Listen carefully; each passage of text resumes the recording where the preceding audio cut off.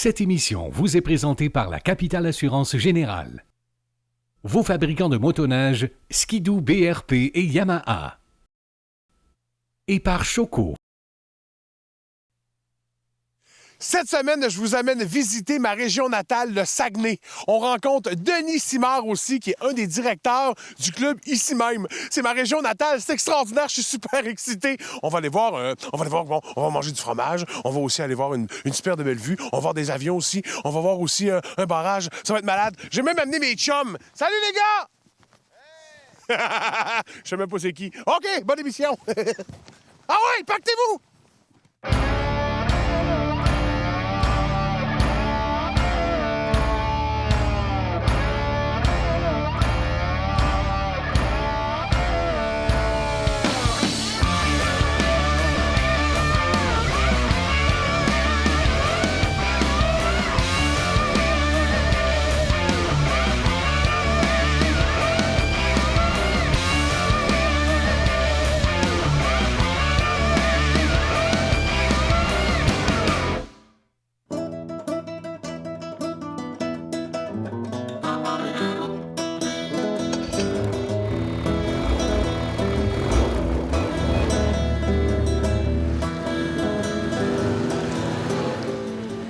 Quand j'ai su qu'on avait des machines de plus à essayer et à venir montrer, il y a quelqu'un qui m'a dit « Tu connais-tu deux gars au Saguenay? » J'ai fait « Bon, j'en connais plusieurs. » Bon, OK, après 20 coups de téléphone, j'ai décidé de vous appeler, vous deux. Mais sincèrement, je veux savoir, ton feeling, comment tu as trouvé ça en fin de semaine? Surtout essayer des nouveaux modèles. Ah, c'est bien, effectivement, d'essayer d'autres sortes parce qu'on a quand même nos véhicules à nous autres. Donc, d'essayer des machines neuves, c'est plaisant. Puis la température, c'est génial. Ça entend qu'on se gâte. Puis d'être capable de voir plusieurs types, puis d'essayer de dire, moi, je suis plus ce type pépère, quelque chose qui va mollo, puis qu'il y a bien de la suspension. Mais bien de la suspension, c'est pas parce que t'es pépère, hein? Je sais pas. On est le même type de conducteur, le même type de consommateur de motoneige.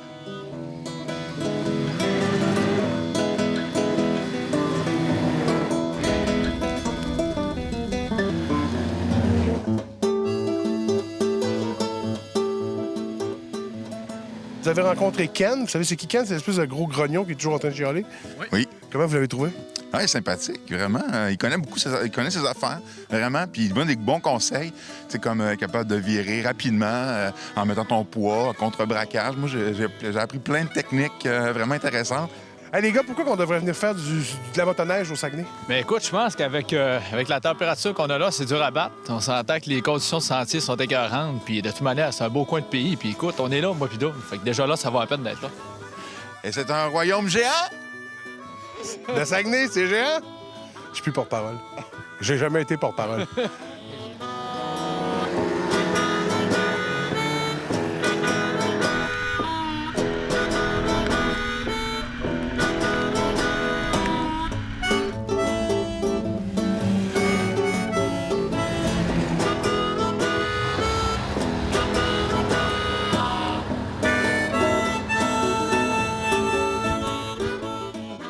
Portage des Roches.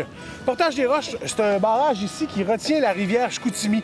La rivière Chicoutimi, c'est simple, c'est sec, parce que, bon, vous connaissez les Monts-Valin, vous connaissez le lac, mais ici, c'est le lac Kenogami. Donc, ce barrage-là contrôle le niveau du lac Kenogami, et c'est une des merveilles, le fun qu'on a ici au Saguenay-Lac-Saint-Jean, qui est extraordinaire. On est du côté de la Terrière.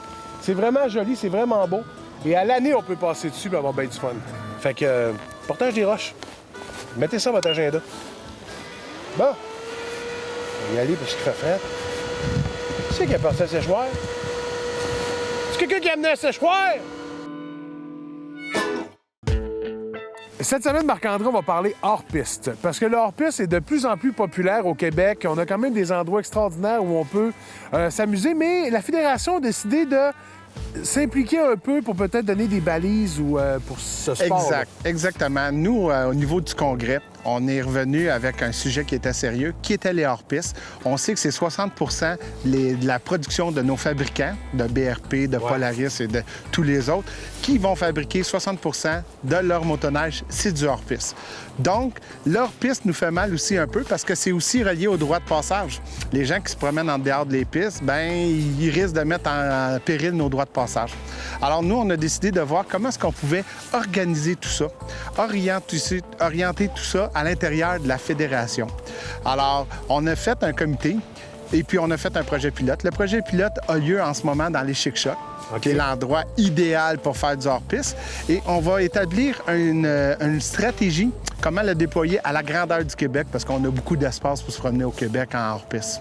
Et ça consiste, mettons, en ayant une espèce de zone où on pourrait permettre le hors-piste, mais... Ce qu'on veut arriver, c'est d'avoir vraiment des parcs d'amusement. OK. Vraiment des zones, des places qu'on a eu les acceptations des propriétaires ou en terre publique qui nous dit que les terres publiques nous appartiennent, donc on peut se promener. Alors, on veut avoir des places qui vont être reliées à la fédération, aux sentiers fédérés. Alors, à ce moment-là, bien, on va avoir plus de membres fédérés, on va devenir une fédération encore plus forte. Bien, je suis très content parce que moi, je suis un amateur d'hors-piste. J'aime ça en faire un petit peu. Tu sais, je suis pas un cascadeur complètement fou, mais j'aime ça. Et je suis content de savoir qu'il y a des endroits où on va peut-être pouvoir y aller. Là, tu me dis Chic-Choc? Oui, dans les Chic-Chocs, c'est là qu'il y a notre projet pilote. Et je t'invite de venir en faire avec moi. Ben oui, je vais être là. J'attends mon invitation. C'est bien. Merci. Vous aimeriez partir en randonnée de motoneige avec l'équipe d'Histoire de Sentier? Eh bien, c'est possible. Vous avez juste à aller vous inscrire sur la page Facebook Histoire de Sentier et participer à notre concours pour gagner une randonnée avec nous, ainsi qu'un petit dodo pour la Bascaloge. Si ça vous tente, Facebook.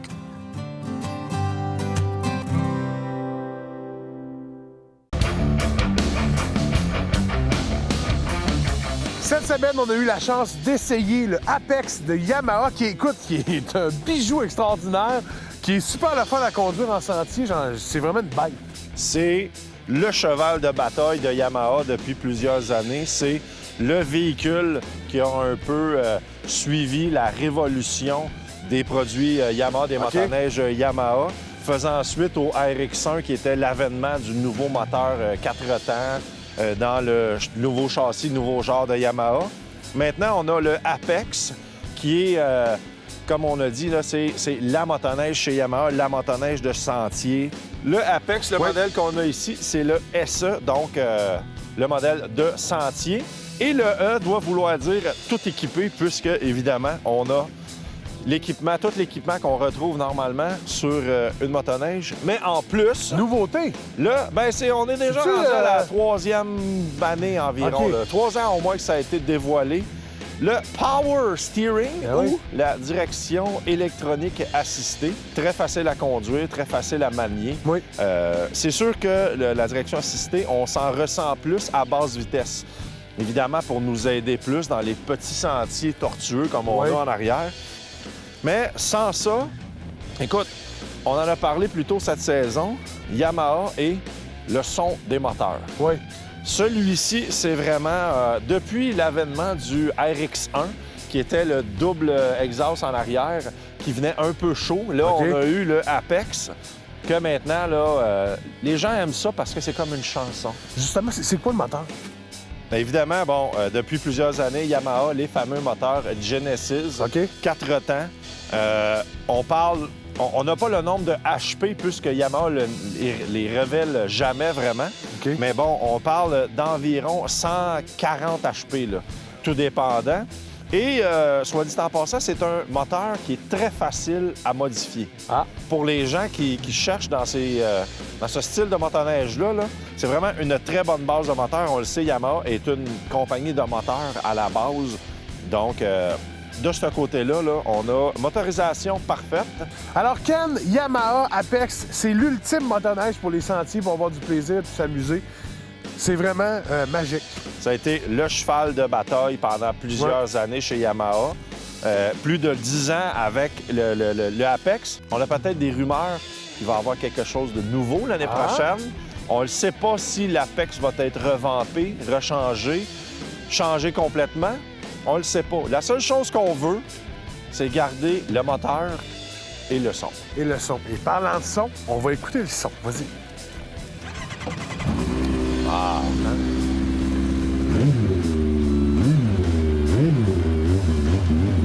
C'est vraiment extraordinaire.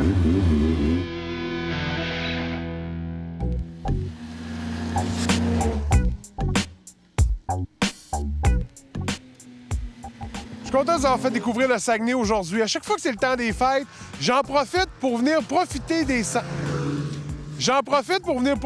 sentiers. Parce qu'ici, il y a vraiment de la neige, puis j'en profite au maximum. Puis j'adore profiter de ça parce que... Bon, ça a l'air que je suis pas le seul à en profiter, fait que faites comme moi, puis venez visiter le Saguenay parce que ici, les sentiers sont beaux, la neige est belle, puis on a vraiment beaucoup de plaisir. Là, c'est le temps que j'en profite, fait que je vais aller chercher ma machine.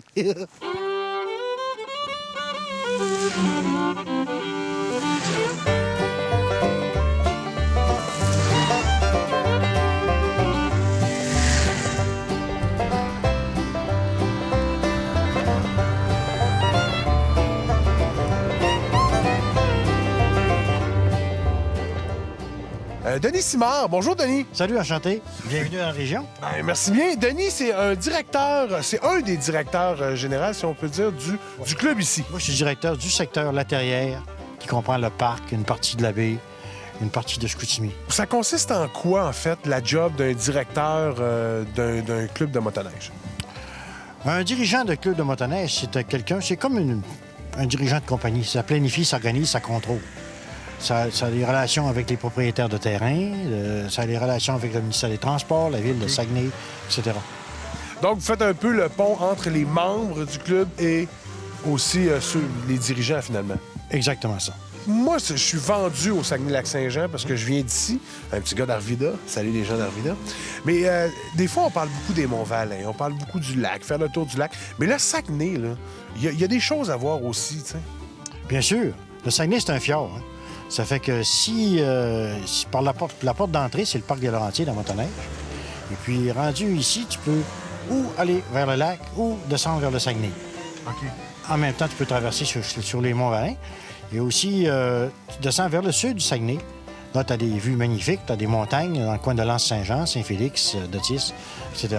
Votre coup de cœur à vous, là, c'est quelque chose qu'il faut absolument voir au Saguenay, c'est quoi? Moi, personnellement, j'aime bien le fjord. OK. Le sud. Le sud. Donc, tout ce qui est de la rivière, le Saguenay au complet, s'en aller vers l'Anse-Saint-Jean, la baie, puis tout ça. Oui. On a d'ailleurs des vues magnifiques de la baie. Aujourd'hui, ça se prête moins, mais on a des très belles vues de la baie. Là. Les sentiers surplombent. OK, donc c'est une des places au Québec les plus fun pour venir faire de la motoneige. C'est la place. Ah! Un bleuet, c'est un bleuet. Hein? Voilà, un bleuet, c'est un bleuet. Bien dit.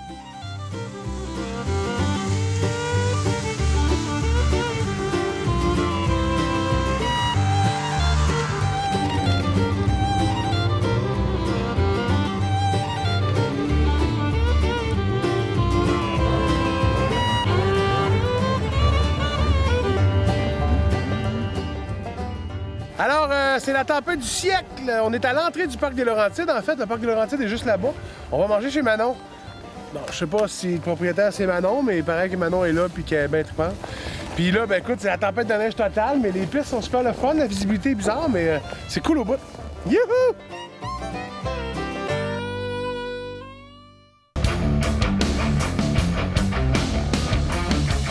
En fait, vous savez que je suis natif du Saguenay-Lac-Saint-Jean. Je viens d'Arvida. Et j'ai trouvé cette pelle-là dans un sentier à Arvida.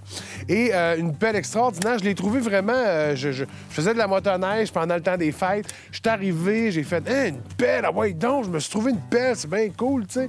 Et là, je l'ai trouvée. Et pour être honnête, parce que je suis un gars honnête, j'ai décidé de la montrer.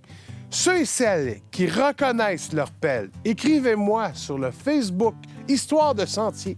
Dites-moi où vous l'avez perdu. Je vous le dis, là, il y a un indice, je suis d'Arvida. Ça veut dire que je partais d'Arvida. Donc, les gens d'Arvida qui auraient perdu cette pelle, vous faites juste me la décrire. Parce que, tu sais, vous pouvez pas dire « Ah, c'est ma pelle à moi ». Si vous me dites à quoi qu'elle ressemble, là, je vais vous croire que c'est la vôtre, OK? Fait que vous allez me dire à quoi qu'elle ressemble. Elle a un manche en argent, elle a le bout de bleu là, puis le bout de bleu là. Puis là, je vais faire, OK, c'est à vous autres. Si je trouve le propriétaire, je vais lui porter lui-même ou lui envoyer par la malle lui-même ou lui envoyer 5 $ puis dire « Laisse-moi tranquille! » L'Odyssée motoneige vous est présentée par F. Constantino et Fils de Mont-Laurier.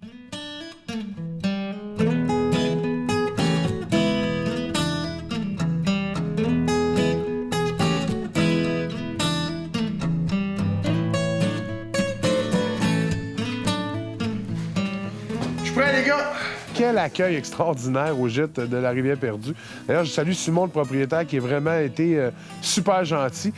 Pour de vrai, ça a été une belle découverte. C'est super beau ici, c'est vraiment le fun. On a pu recalculer notre chemin, refaire nos choses comme il faut pour pouvoir repartir mieux ce matin. On a ce qu'on pourrait appeler une journée normale de motoneige, donc moins 21 degrés. Ça fait vraiment changement de hier avec la pluie. On sait qu'on a une grosse journée parce que la veille, on n'a pas eu la chance de faire tout le kilométrage qu'on voulait faire. Et là, au minimum, vu qu'il a fait froid pendant la nuit, alors les lacs ont vraiment bien repris. Les lacs sont tous gelés, il n'y a pas de problème, donc un facteur de stress beaucoup moins important. Mais on a quand même un 300 quelques kilomètres à faire.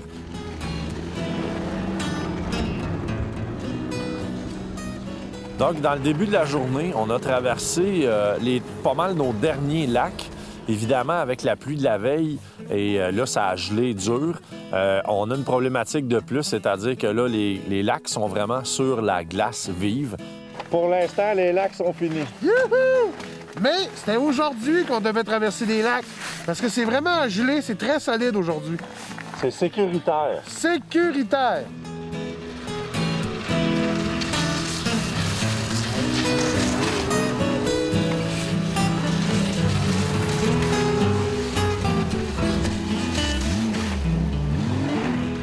Le gros avantage des sentiers de motoneige qui sont fédérés, c'est qu'on sait qu'on peut couvrir de très longues distances dans une journée. C'est bien indiqué, c'est bien balisé et on est capable de réussir à bien planifier notre journée. Donc, le sentier fédéré nous a vraiment aidés.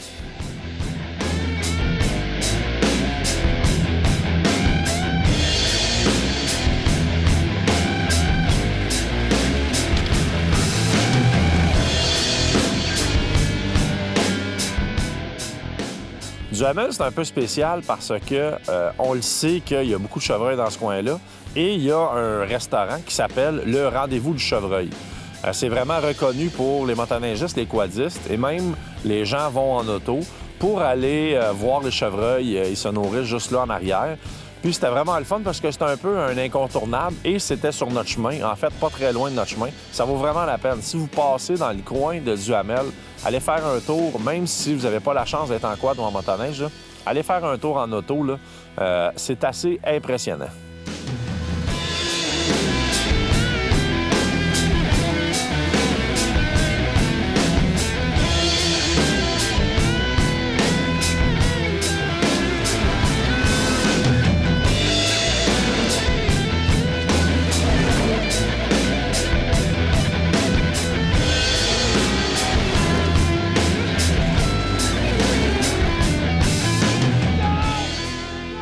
On s'en va dans le coin de Messine. On sait qu'il nous reste quarantaine de kilomètres à faire sur ce sentier-là.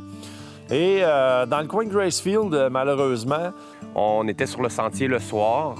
Ça roule super bien le soir. Les sentiers étaient super bien damés. Donc, ça roulait bien.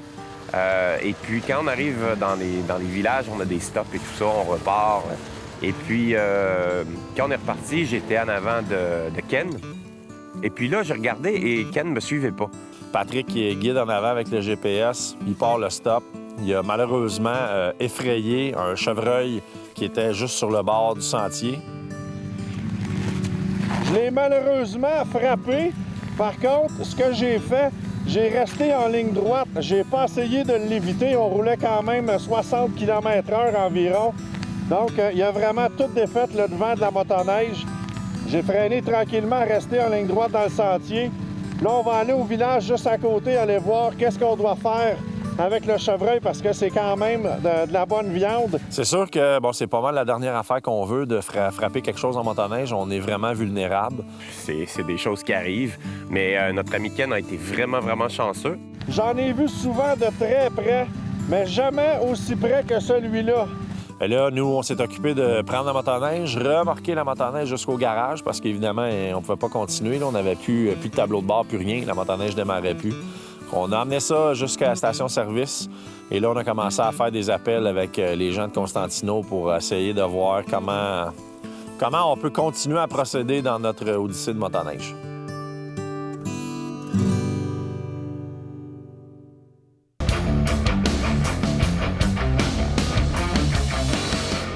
Monsieur Drolet est le doyen des bénévoles du club de motoneige du comté de Champlain qui vient de fêter son 40e anniversaire. Élu au poste de président en 2007, on dit de lui qu'il a la motoneige tatouée sur le cœur. Avant la saison, il pense à ce qu'il devrait faire pour améliorer les sentiers, l'organisation du club et les services aux 900 membres. Pendant la saison, il passe à l'acte. Un homme de vision, un homme d'action, un grand bénévole. Merci, Monsieur Drolet.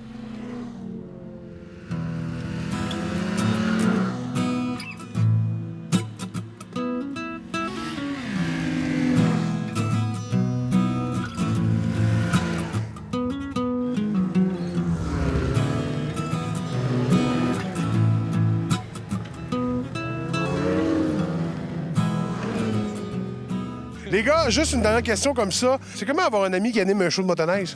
Ben écoute, effectivement, le fait de pouvoir essayer des modèles de motoneige sur le bras, c'est bien, tu sais. Puis en plus de te donner nos commentaires. Non, je veux savoir, c'est comment là, de me connaître? Ben, c'est surtout qu'on voulait rencontrer Ken, donc ça nous a donné la chance de rencontrer quelqu'un d'exceptionnel. Ça t'enlève rien, Phil. Rien. Hey, les gars, je vous remercie beaucoup, puis on va s'amuser pendant le temps des fêtes. Bonne randonnée, puis amusez-vous bien. Hey, merci beaucoup. Soyez prudents. C'est sûr. Fait que quand vous voyez quelqu'un avec une calotte un peu bizarre et une motoneige avec le M dessus, éloignez-vous des sentiers, c'est ceux qui se font tout le temps. En tout cas.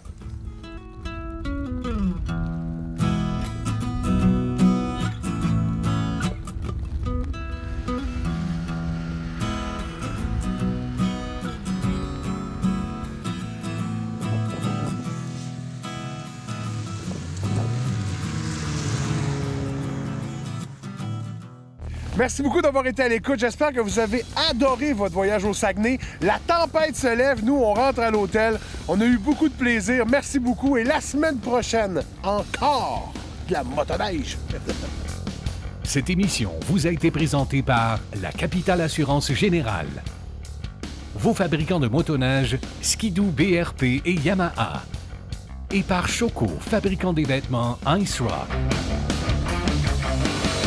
L'important, c'est qu'il soit bien attaché à la base. Regardez, je vais vous l'attacher.